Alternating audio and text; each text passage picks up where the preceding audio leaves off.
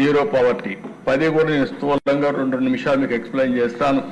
మీ మనసులో దీన్ని ఎంత స్ట్రాంగ్ గా సీడ్ చేయాలనో సీడ్ చేయడానికి ప్రయత్నం చేస్తున్నా.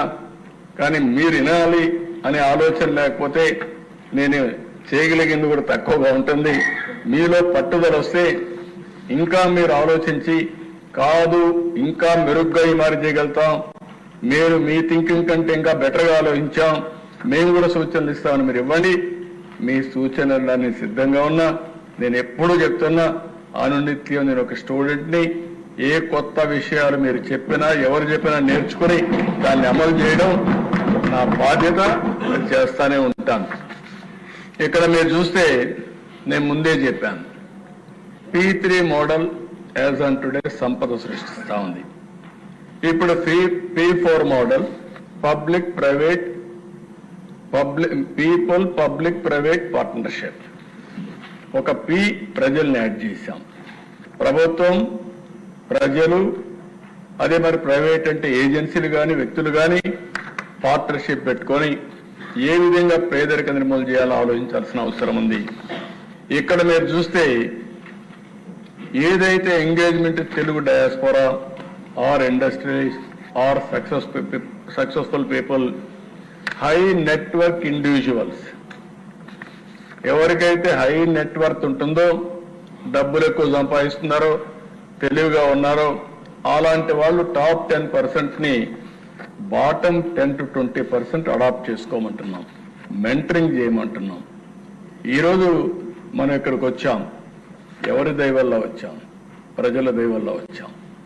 ఈరోజు ఇండస్ట్రీస్ ఉన్నాయి, ఎవరి దయ వల్ల పెద్దవాళ్ళు అయ్యారు? ప్రజల దయ వల్ల పెద్దవాళ్ళు అయ్యారు. కాబట్టి తిరిగి సమాజానికి మనం పే చేయాల్సిన అవసరం, తిరిగి సమాజం కోసం మనం ఆలోచించాల్సిన బాధ్యత మనందరిపైన ఉంది.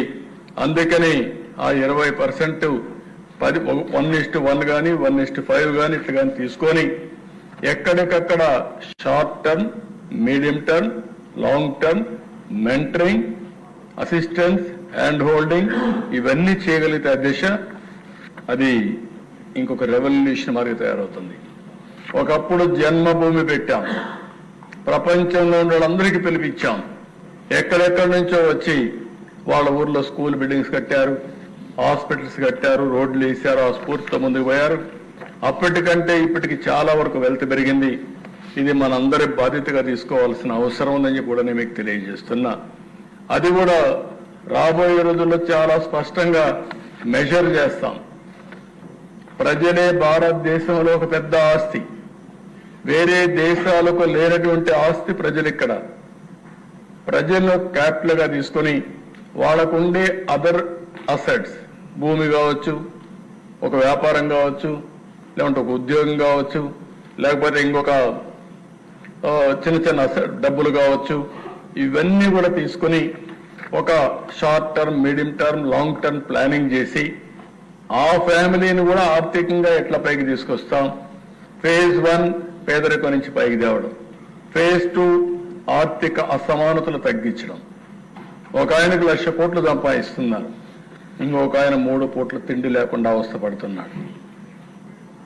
ఆర్థిక సంస్కరణల ఫలితాలు మనం అనుకున్న లక్ష్యాన్ని చేరలేకపోతున్నాయి. అందుకే మనం ఆలోచించాల్సిన అవసరం ఉంది.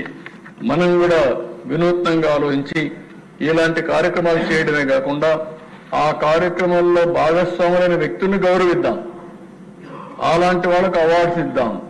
సమాజం గుర్తించే విధంగా చెడును చెడుగా, మంచిని మంచిగా మనం ప్రమోట్ చేయగలిగితే మనం అనుకున్న లక్ష్యాన్ని నెరవేరే పరిస్థితి వస్తుంది. ఇక్కడ కూడా ఫైనాన్షియల్ గా సోషల్ ఇన్క్లూజన్ ఫర్ ఆల్, అందరికి కూడా ఆర్థిక ఇబ్బందులు లేకుండా చేయాలి. సమాజంలో గౌరవం ఇచ్చే విధంగా ఇన్క్లూజన్ చేసే పరిస్థితి రావాలి.